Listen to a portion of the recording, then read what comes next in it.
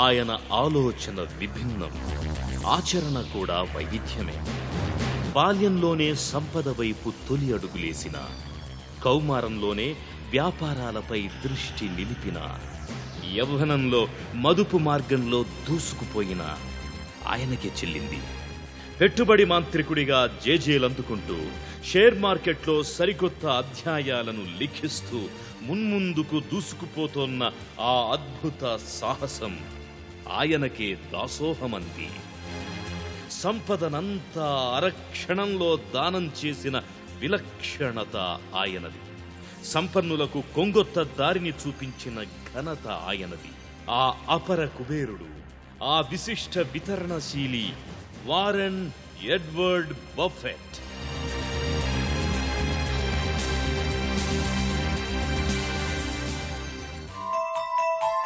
నేనెరిగిన చాలా మందిలో ఏకాగ్రతతో కృషి చేసిన వారే విజయాల్ని అందుకున్నారు.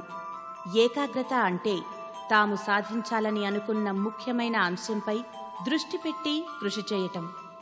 సోడాబుడ్డి కళ్లద్దాలు, నెరిసిన జుట్టును చూస్తే ఎవరు బఫెట్ను అపర కుబేరుడంటే నమ్మనే నమ్మరు. ఆయన ఉంటున్న ఇల్లును చూసినా ఎవ్వరూ ఒప్పుకోరు. కానీ ఆయన అందరి అంచనాలకు భిన్నమైన వ్యక్తి, ఎవరి ఆలోచనలకు అందని వ్యక్తి. కేవలం $10,000 ఒక కంపెనీ వాటాలను కొనడం ఆరంభించి క్రమంగా దానికి యజమాని కావడమే కాదు, ఆ మొత్తాన్ని 35 ఏళ్లలో $5 కోట్ల ఎదిగేలా చేసిన ఘనత ఆయనది. అస్థిరతకు మారుపేరైన షేర్ మార్కెట్ రంగమే బఫెట్ సాధనం. తనతో నడిచే వారి అభివృద్ధితోనే తన విజయము ఆధారపడి ఉంటుందని నమ్మి దానిని ఆశాంతం పాటించిన బఫెట్ జీవితం ఓ అందమైన ఆర్థిక పాఠం. పెట్టుబడి మాంత్రికుడిగా పేరు పొందిన వారెన్ ఎడ్వర్డ్ బఫెట్ 1930 ఆగస్టు 30న అమెరికాలోని నెబ్రాస్కా రాష్ట్రం ఒమాహాలో జన్మించాడు. తండ్రి హోవార్డ్ బఫెట్, తల్లి లెయిలా బఫెట్. తండ్రి రాజకీయ నాయకుడు. అమెరికా చట్టసభకు 4 సార్లు ఎన్నికయ్యాడు. షేర్ల వ్యాపారం చేసేవాడు. తమ కుటుంబం స్వస్థలం ఓమాహా నుంచి వాషింగ్టన్ డీసీకి తరలిపోవడంతో ఆయన ప్రాథమిక విద్య అక్కడే సాగింది. తోటి పిల్లలు ఆటపాటలతో గంతులేస్తుంటే బుల్లి బఫెట్ మాత్రం తాతగారి కిరాణం దుకాణం నుంచి కోకాకోలాలు కొని చుట్టుపక్కల తిరుగుతూ అమ్మేవాడు. ఆ వచ్చిన లాభంతో జేబు ఖర్చును సంపాదించుకునేవాడు. మరో 5 ఏళ్ల తరువాత, అంటే 11 ఏళ్ల ప్రాయంలోనే షేర్లు కొనడంపై దృష్టి సారించాడు. తనతో పాటు సోదరి కోసం $38 కొన్ని షేర్లను కొన్నాడు. అయితే వెంటనే వాటి ధర $27 పడిపోవడంతో గాబరా పడిపోయాడు. కానీ వాటిని నష్టానికి మాత్రం అమ్మలేదు. షేర్ ధర $40 పెరిగాకే విక్రయించాడు. చిత్రం ఏంటంటే తర్వాత ఆ షేర్ల ధర అమాంతం $200 ఎగబాకింది. ఈ అనుభవమే బఫెట్కు తొలి పెట్టుబడి పాఠాన్ని బోధించింది. బఫెట్ వార్తాపత్రికలు, గోల్ఫ్ బంతులు, స్టాంపులు సైతం అమ్మేవాడు. 14 ఏళ్ల వయసులోనే ఆదాయపు పన్ను రిటర్న్స్ ను కూడా దాఖలు చేశాడంటే సంపాదన సూత్రాలను ఎంతగా వంటబట్టించుకున్నాడో అర్థం చేసుకోవచ్చు. తదితర వ్యాపారాలతో అతడి వద్ద అప్పటికే $5,000 పోగయ్యాయి. తండ్రి సలహా మేరకు వార్టన్ బిజినెస్ స్కూల్లో చేరక తప్పలేదు. అయితే అక్కడ పట్టుమని 2 ఏళ్లైనా ఉండలేకపోయాడు. ప్రొఫెసర్ల కన్నా తనకే ఎక్కువ వ్యాపార సూత్రాలు తెలుసని తండ్రికి ఫిర్యాదు చేస్తుండేవాడు. 1948లో తండ్రితో పాటే తిరిగి ఒమాహాకు వచ్చేశాడు. నెబ్రాస్కా లింకన్ విశ్వవిద్యాలయానికి మారిపోయాడు. 19 ఏళ్ల వయసులో వ్యాపార నిర్వహణలో డిగ్రీ పూర్తి చేశాడు. తరువాత హార్వర్డ్ బిజినెస్ స్కూల్లో చదివేందుకు దరఖాస్తు చేసుకుంటే చాలా చిన్నవాడు అంటూ దాన్ని తిరస్కరించారు. ఈ నిర్ణయాన్ని చారిత్రాత్మక పొరపాటుగా చాలా మంది ఇప్పటికీ పేర్కొంటుంటారు. ప్రఖ్యాత షేర్ మార్కెట్ నిపుణులు బెన్ గ్రాహం, డేవిడ్ డాడ్లు కొలంబియా విశ్వవిద్యాలయంలో ఆచార్యులుగా పనిచేస్తున్న విషయం తెలుసుకున్న బఫెట్ అందులోనే చేరాలని నిర్ణయించుకున్నాడు. ఆయన జీవితం అక్కడే కొత్త మలుపు తిరిగింది. గ్రాహం, డాడ్ పాఠాలు బఫెట్ జీవన ప్రస్థానాన్ని పూర్తిగా మార్చేశాయి. 21 ఏళ్ల బఫెట్ ని బాగా ఆకర్షించాయి. మా గురువులు గ్రహం, డూడ్ల నుండి షేర్ మార్కెట్లో ఇన్వెస్ట్మెంట్లు, లాభాల్లో ఎన్నో మెళకువలు తెలుసుకున్నాను. నిజానికి వారు ఇన్వెస్ట్మెంట్లపై రాసిన గ్రంథాలు ఎంతో ప్రజాదరణ పొందాయి. అమెరికాలోని కంపెనీ ట్రేడింగ్లో అవి సంచలనం సృష్టించాయి. నా జీవితం తొలినాళ్లలో షేర్లలో కొంత విజయం సాధించలేకపోయినా ప్రయత్నం వీడకుండా పోయిన చోటే వెతుక్కోవాలన్న చందంగా షేరు మార్కెట్లోనే పెట్టుబడులు పెట్టి విపరీతంగా సంపాదించాను. అలా డబ్బును విజయవంతమైన కంపెనీల్లో పెట్టి ఆర్థికంగా ఎదిగాను. 1951లో A+ మార్కులతో ఆర్థిక శాస్త్రంలో MS పట్టా అందుకున్నాడు బఫెట్. గ్రాహం శిష్యుల్లో ఈ ఘనత సాధించిన ఏకైక విద్యార్థి బఫెట్ ఒక్కడే. న్యూయార్క్ ఇన్స్టిట్యూట్ ఆఫ్ ఫైనాన్స్లోనూ బఫెట్ కొన్నాళ్లు విద్యాభ్యాసం కొనసాగించాడు. అనంతరం తండ్రి నిర్వహించే బ్రోకర్ సంస్థలో ఉద్యోగిగా చేరాడు. అక్కడే సూసాన్ థామ్సన్ అనే యువతితో పరిచయం ఏర్పడింది. అది క్రమంగా ప్రేమగా మారింది. 1952లో వివాహ బంధంతో ఇద్దరూ ఒక్కటయ్యారు. తొలినాళ్లలో బఫెట్ పెట్టుబడులన్నీ కొన్ని కంపెనీలకే పరిమితమయ్యేవి. వాటి ద్వారా లాభం అస్సలొచ్చేది కాదు. కొన్నాళ్లపాటు ఒమాహా విశ్వవిద్యాలయంలో రాత్రిపూట పాఠాలు చెప్పడానికి అంగీకరించాడు. అదృష్టం కొద్దీ ఒకరోజు తన ఆరాధ్య దైవమైన గ్రాహం నుంచి ఫోనొచ్చింది. తనతో కలిసి పనిచెయ్యాలంటూ ఆయన ఆహ్వానించడంతో ఎన్నాళ్లుగానో ఎదురుచూస్తున్న కల ఫలించింది. అక్కడ పనిచేస్తున్న సమయంలోనే గ్రాహంకి తనకు గల తేడాలు బయటపడ్డాయి. షేర్ల ద్వారా పెట్టుబడి పెట్టడంలో గ్రాహం కేవలం ఆయా కంపెనీల బ్యాలెన్స్ షీట్లు, ఆదాయ వివరాల వంటి ఆర్థిక విషయాలనే పరిశీలించేవాడు. కానీ బఫెట్ ఆ కంపెనీల యాజమాన్యాలు, వారి నిర్వహణ పద్ధతులను నిశ్చితంగా గమనించేవాడు. షేర్లను కొనడానికి ఇది కూడా ప్రధానమైన సూత్రమని గట్టిగా విశ్వసించేవాడు. గ్రాహంతో పనిచేసిన 6 ఏళ్ల కాలంలో తన వ్యక్తిగత పెట్టుబడిని $9,800 నుంచి $140,000 పెంచుకోగలిగాడు. వ్యాపార నిర్వహణలో తనకు గ్రాహంకి పొసగదని గ్రహించాక తిరిగి ఒహామాకు చేరుకున్నాడు బఫెట్. సోదరి డోరిస్, దగ్గరి బంధువు అలైస్, మరో 4గురితో కలిసి బఫెట్ $105,000 నిధిని సేకరించాడు. తాను $100 పెట్టుబడిగా పెట్టి 1956లో బఫెట్ అసోసియేట్స్ లిమిటెడ్ని ప్రారంభించాడు. తన తెలివినంతా ఉపయోగించి కేవలం ఏడాదిలోనే $3 లక్షల వెనకేసుకునేలా అభివృద్ధి చేశాడు. స్వల్పకాలంలో వాటాలను లాభాలకు అమ్ముకోవడం కాకుండా దీర్ఘకాలం వాటిని కొనసాగించేలా చెయ్యడం, ఇందుకు తనలాంటి వారిని ఆకర్షించడంలో బఫెట్ ఎన్నడూ ఓడిపోలేదు. ఈ దృక్పథంతోనే ఆయన తన కార్యక్షేత్రాన్ని విస్తృతం చేశాడు. దీంతో ఒక్కసారిగా ఆయన సొంత పట్టణంలో ప్రముఖ వ్యక్తిగా అవతరించాడు. ఈ క్రమంలోనే ఓ ఇంటిని కొనుక్కొని దానికి బఫెట్ ఫోలీ అని ముద్దు పేరు పెట్టుకున్నాడు. ఇప్పటికీ ఆయన ఆ ఇంట్లోనే నివసిస్తున్నారు. 3 పిల్లలకు తండ్రయ్యారు. షేర్ల క్రయ విక్రయాలను వ్యాపారంగా స్వీకరించడం ఒక ఎత్తైతే, మార్కెట్ హెచ్చుతగ్గుల్ని అవకాశంగా మలుచుకోవడం మరో ఎత్తు. వీటిని గమనిస్తూ సాధ్యమైనంత ఎక్కువ లాభాన్ని గడించడమే ఇందులో కీలకాంశం. బెన్ గ్రాహం నేర్పించిన ఈ సూత్రాన్ని వారెన్ బఫెట్ అక్షరాలా పాటించాడు. అంచెలంచెలుగా ఎదుగుతూ 32 ఏళ్ల వయసులోనే $10 లక్షల అధిపతయ్యాడు. తన భాగస్వామ్య సంస్థలు అన్నింటినీ బఫెట్ పార్ట్నర్షిప్స్ పేరుతో ఒకే గొడుగు కిందకు తెచ్చి మరిన్ని లాభాలు గడించాడు. బెర్క్షైర్ హాత్వేను చేజిక్కించుకోవడానికి బఫెట్ పెద్ద సాహసమే చేశాడు. అదో వస్త్ర తయారీ సంస్థ. నష్టాల్లో నడుస్తోంది. దానికి గల సాంకేతిక పరిజ్ఞానము అంతంతే. కానీ దాని బ్రాండ్ నేమ్ బఫెట్ని విపరీతంగా ఆకర్షించింది. నష్టాల్లో నడుస్తోందని ఎవరు చెప్పినా వినలేదు. అందులో క్రమంగా పెట్టుబడులు పెడుతూ చివరికి దానిని స్వాధీనం చేసుకున్నాడు. అనంతరం వ్యాపార పరిధిని విస్తృతం చేసి వివిధ కంపెనీల్లో పెట్టుబడులు పెట్టే స్థాయికి తీసుకొచ్చాడు. నవ్విన నాపచేనే పండుతుంది అన్న సామెతను నిజం చేశాడు. బఫెట్ పార్ట్నర్షిప్స్ ను మూసేసి భాగస్వాములకు బెర్క్షైర్ హాత్వే షేర్ల రూపంలో ఆస్తులను పంచేశాడు. ఆసక్తి గల వారిని సమీకరించడం, వ్యాపార చర్చల సమయంలో మోసానికి పాల్పడకపోవడం చాలా అవసరమని బఫెట్ బలంగా నమ్మేవాడు. స్టాక్ మార్కెట్ అనేది మనకు సేవ చేయడం కోసమే ఉంది గాని ఆజ్ఞాపించడానికి కాదు అని భావించేవాడు. ఎల్లవేళలా సాధ్యమైనంత ఎక్కువ భద్రంగా ఉండేందుకే ప్రాధాన్యమిచ్చేవాడు. ఈ అనుభవాలతోనే షేర్ హోల్డర్లకు ఏటా బఫెట్ ఉత్తరాలు రాస్తుండేవాడు. దీనిని ఆయన ఇప్పటికీ కొనసాగిస్తున్నారు. ఇవి షేర్ మార్కెట్ రంగంలో విపరీతమైన ప్రాచుర్యం పొందాయి. ఉత్తరాల రూపంలో బఫెట్ అందించే సలహాలు, సూచనల కోసం ఇప్పటికీ ఎంతో మంది నిపుణులు, విశ్లేషకులు ఆసక్తిగా ఎదురు చూస్తుంటారు కూడా. కేవలం జీతం, బయట కంపెనీల్లో పెట్టిన పెట్టుబడులపై వచ్చే ఆదాయంతోనే ఖర్చులు వెళ్లదీసుకుంటారు. 1979లో బెర్క్షైర్ హాత్వే షేర్ల ధర రెట్టింపు కావడంతో బఫెట్ ఆస్తి విలువ కూడా $62 కోట్ల చేరుకుంది. దీంతో ఆయన ఫోర్బ్స్ పత్రిక సంపన్నుల జాబితాలో తొలిసారి స్థానం దక్కించుకున్నారు.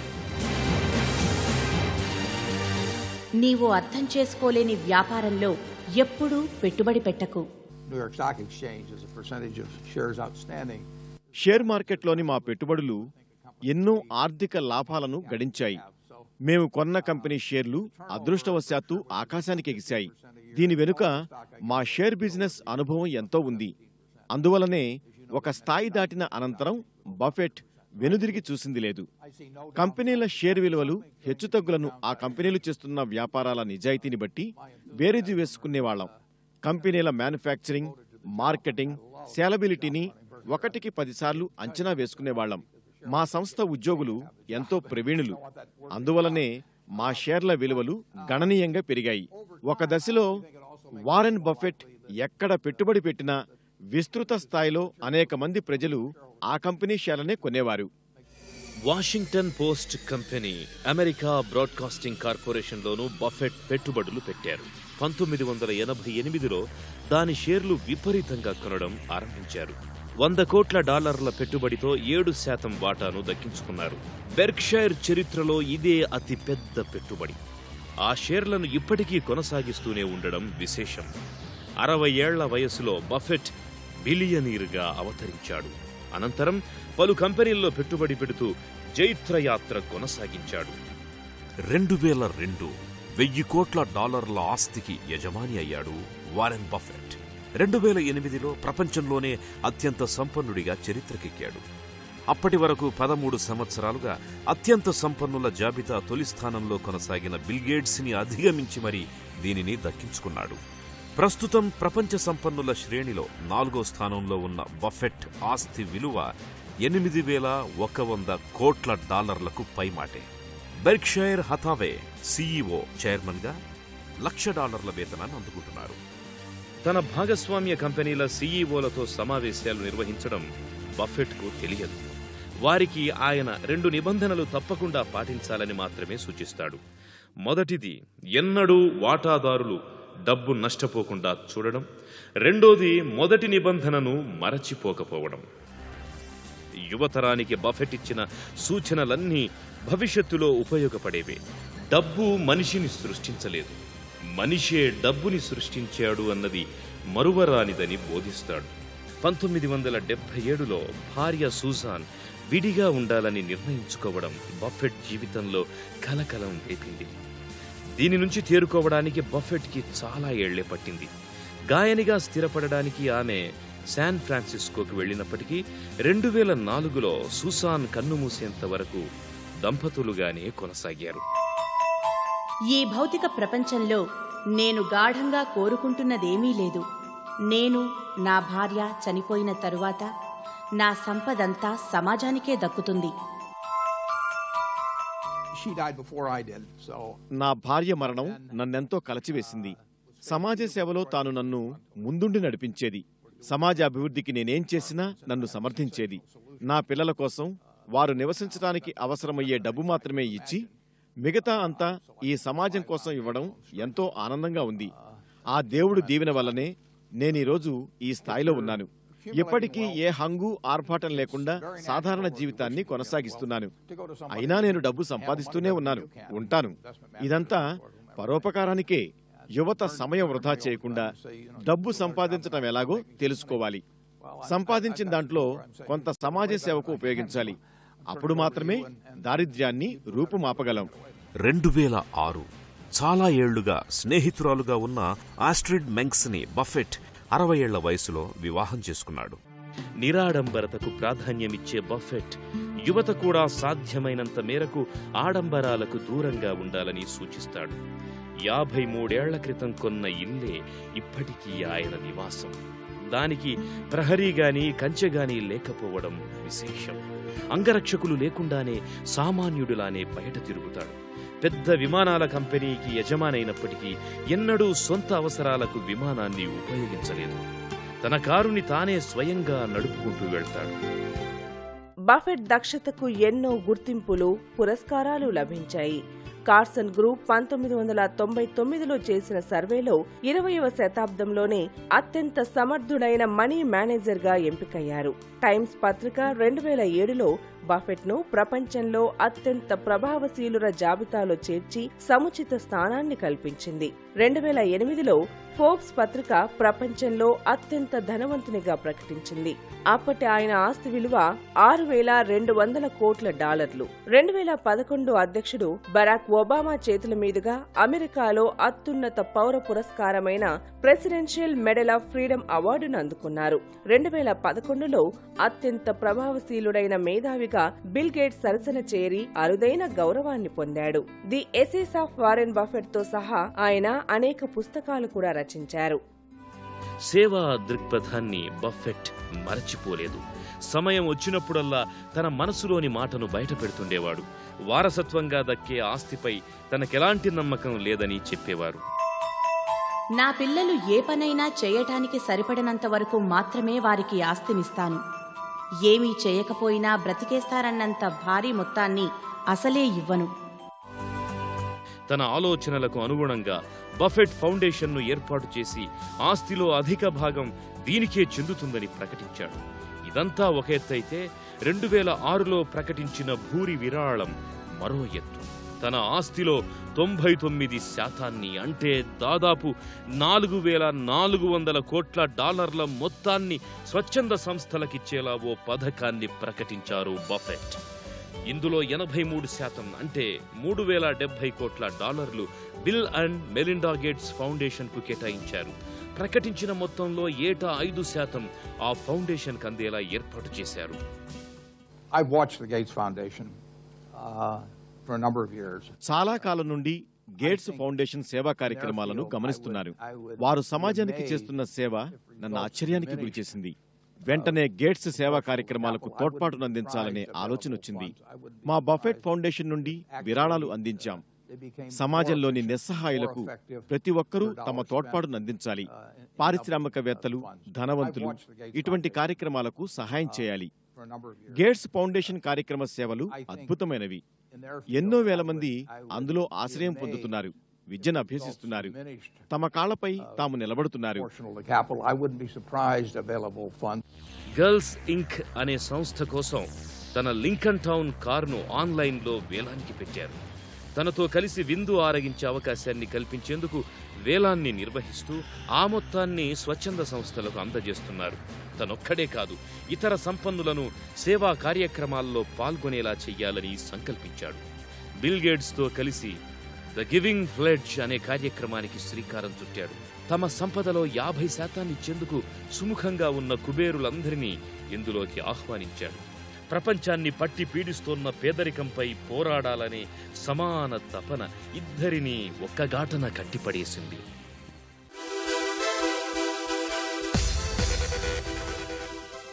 87 వయసులోనూ బఫెట్ తన సంకల్పాన్ని మొక్కబోనియలేదు.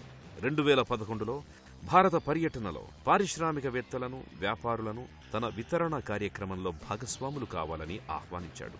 అందుకు మంచి స్పందనే లభించింది. సుమారు 70 మంది ఈ వితరణ కార్యక్రమంలో పాలు పంచుకోవడానికి సుముఖత వ్యక్తం చేశారు. 2012 ఏప్రిల్ వారెన్ బఫెట్కి ప్రొస్టేట్ క్యాన్సర్ ఉందన్న విషయం బయటపడింది. అయినా బఫెట్ నిరుత్సాహపడలేదు. తన జీవితాన్ని ధైర్యంతో, సంతోషంతో కొనసాగిస్తూనే ఉన్నాడు. చిన్న చిన్న పెట్టుబడులనే ఒక్కొక్కటిగా పేర్చుకుంటూ అత్యున్నత శిఖరంగా ఎదిగాడు. అంతటితో ఆగలేదు. ఆ మంచు శిఖరం కరిగి నీరైతేనే జీవనదిలా ప్రవహిస్తుందని, ఎందరో నిర్భాగ్యుల జీవితాల్లో పచ్చదనం నింపుతుందని భావించాడు. ఆ దృష్టితోనే సంపాదనంతా స్వచ్ఛంద సంస్థలకు దానం చేసి మహాదాతగా చరిత్రకెక్కాడు. సమాజం తోడ్పాటు లేనిదే ఒక వ్యక్తి సంపదను సృష్టించడం అసాధ్యం. ఆ పరమ సత్యాన్ని గ్రహించాడు కాబట్టే తనను ఉన్నత శిఖరాలకు చేర్చిన సమాజానికే తన సంపదను తిరిగి ధారపోశాడు. ప్రపంచానికే ఆదర్శప్రాయుడయ్యాడు. మరెందరో కుబేరులకు కొత్త దారిని చూపించాడు. నిరంతర తపన, అకుంఠిత దీక్ష, స్పష్టమైన లక్ష్యంతో సమాజ శ్రేయస్సును ఆకాంక్షిస్తూ సాగుతోన్న బఫెట్ జీవనయానం ఎందరికో స్ఫూర్తి, మరెందరికో ఆయన సరికొత్త మార్గదర్శి.